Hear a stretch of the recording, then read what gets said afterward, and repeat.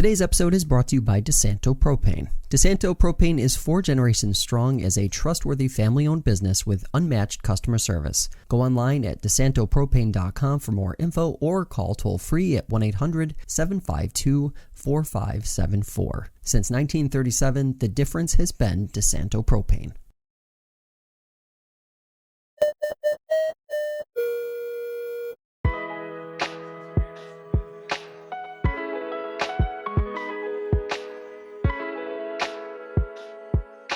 From FingerLakes1.com, this is FLX Today. Next week, there will be a contested Republican primary in Seneca Falls to see who is on the ballot in November's general election for town supervisor. Last week, we caught up with incumbent Mike Ferrara, who is seeking re-election. And, as promised, we are joined this week by challenger Frank Schmitter. At the center of every contested election in the town of Seneca Falls is Seneca Meadows Landfill. For residents and voters, it's become standard. But for Schmitter, there's more at stake than simple landfill politics. That's why he says it was the right time to get involved. Our conversation covered a lot of ground, and as a reminder, if you'd like to check out our conversation with Supervisor Ferrara, that's available in the accompanying article to this interview on FingerLakes1.com, also on our YouTube channel and Spotify. Now for our sit down with Frank Schmitter.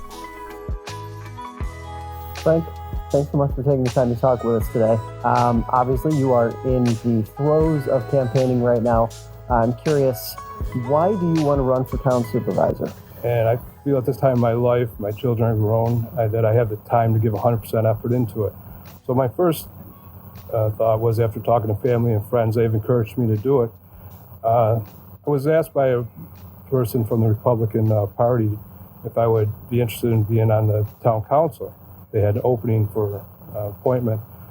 So I thought it would be great. So I did go to an interview to be, for them to endorse me. And I was asked a couple questions by Mike Ferrara at the interview. One was, would you support a candidate that was running for a different party, not the same party, but a different position? And I was someone I would not vote for, and I told him that. And then he asked me about the landfill, and I said, I don't have an opinion whether it's open or closed, but I feel if the towns issue a permit, they should always be in compliance with.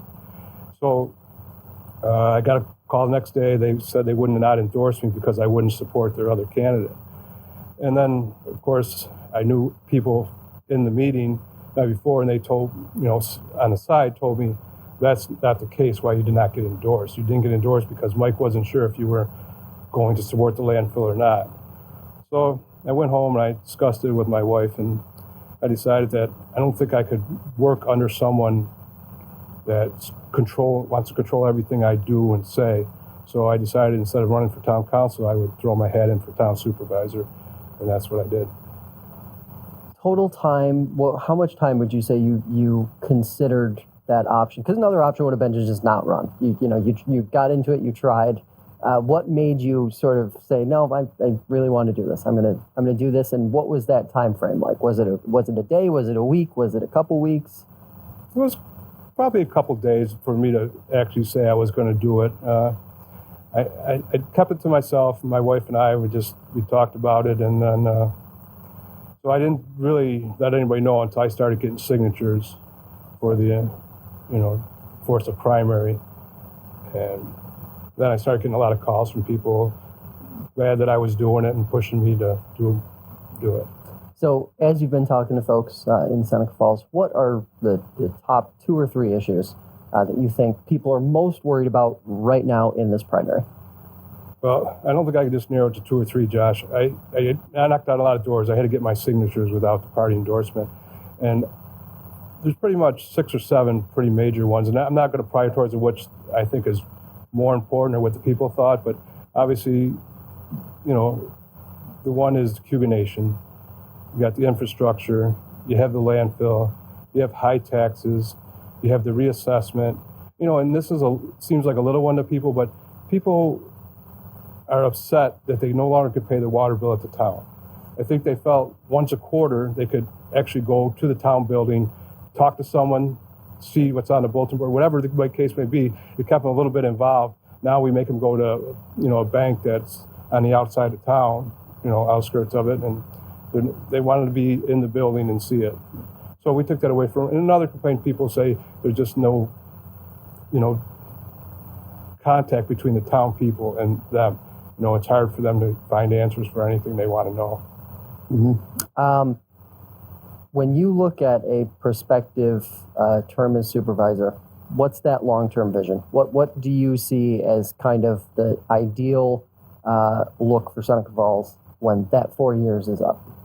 Well, I think what Seneca Falls has to do is take care of our natural resources. This is a beautiful area here. We have all this water, parks, stuff like that. Tourism is a big thing here, and I think it helps the downtown. Obviously, we want to see downtown full of businesses, something, like Skinny Atlas. There's people there every day walking around town. We have the same thing here with our resources and stuff like that. But what we need here in this town really bad is housing. You need housing that middle-class, professional people can come here and raise their family. We have a great school district. So if you get people to move here, maybe they will open a business here. But there's no places to live. We have enough of the low-income housing. We need housing for people that want to establish a family, that have good incomes, and want to live in this area. Let's talk about some of those issues. You mentioned housing. That's a big one. That's a big one everywhere, though. For Seneca Falls, the Cayuga Nation is a big one. Is it time for a relationship to be forged there, or how would you approach that if you're elected supervisor? I truly think you could work with Cayuga Nation. This is their town, too. This is where they're raising their families. I'm sure they want to be a place kept safe. I think reasonably you could sit down and talk with them, not be demanding, but have a good conversation. I think they'd be more than willing to work with the town to help us out financially. Mm-hmm. One thing that you think Seneca Falls is missing present day that it needs. This is a reader question. This is something it's pretty vague, but I think it's a question that a lot of folks get a sense for where you kind of stand in terms of what you'd like to see brought to Seneca Falls. If you had to pick one thing that Seneca Falls doesn't have right now, whether that be a thriving downtown or maybe a piece of infrastructure that's badly needed, what is one thing that you really would like to tackle if you were elected supervisor? I think if we could get a manufacturing company here that provides decent jobs for maybe 80, 100 people that would settle in this area, get this town booming again, and then we get Seneca downtown, get it going up. Downtown is, I know there is problems down there, but there is a lot of businesses that are doing good down there, and it has potential. And if, we get people living here that will visit that, spend money in town, it could help out the whole situation. And another question that we've received plenty of from readers and viewers is in the public safety category. There's a perception, at least to some, that Seneca Falls is a less safe community because of drugs and crime, present day versus 10, 15, 20 years ago. First part of that is it a perception or reality? Do you think Seneca Falls is or is not less safe than it was 10 or 15 years ago? The second part being, what's your message to those folks with your public safety background on that topic? Josh, I've been in law enforcement for about 36 years. Have things gotten worse? Absolutely. I don't think the problem is at the local level, unfortunately. It's, all this bail reform stuff like that has kept criminals on the street. I think the Seneca Falls PD does an awesome job at protecting us. And drugs have become a big issue. And if we do not hold people accountable and put people in jail, things across the whole country are just, state are getting worse and worse. And you can't blame the police. You got to blame the people that make the decisions above them. Right. Seneca Falls Police Department, too big, too small, right size, continue as is? That's a tough question because you got the problems in town, but everything has to have a reasonable budget. I work closely with Chief Schmitter, and I believe the board and me and the chief could get together. We could come up with taking care of the guys. They need to be taken care of financially, and we could do that without, increasing their budget. And if you do that, we've got to stop them leaving. We've paid way too much money for people. We train them, which is 6 months. Then we give them uniforms, we give them around. They stay for a year or two. We put them in extra school, and then they leave. We just lost 2 really qualified police officers recently. They had quite a bit of time on there, and honestly, they'll be very hard to replace. And if we don't stop that problem, we're just going to keep wasting money and not have qualified guys in there. Yeah. Another issue that many readers care about, we see it every single day, is the landfill issue. Obviously, we don't know yet how the DEC is going to rule on that open permit application. That's probably a year to a year and a half away. But how do you plan to, or would you approach the landfill issue in Seneca Falls with voters and residents if you were elected? Okay, so whether the landfill stays open or closed, I don't feel I have a say in that. I believe we have to leave that up to the DEC and the courts and who's going there. However, it doesn't mean we can't be partners, and I don't believe they're working with us properly. I don't think at some point this host agreement, I mean, it's been 3.5 years Mike's been in there, and he has done absolutely nothing for host agreement.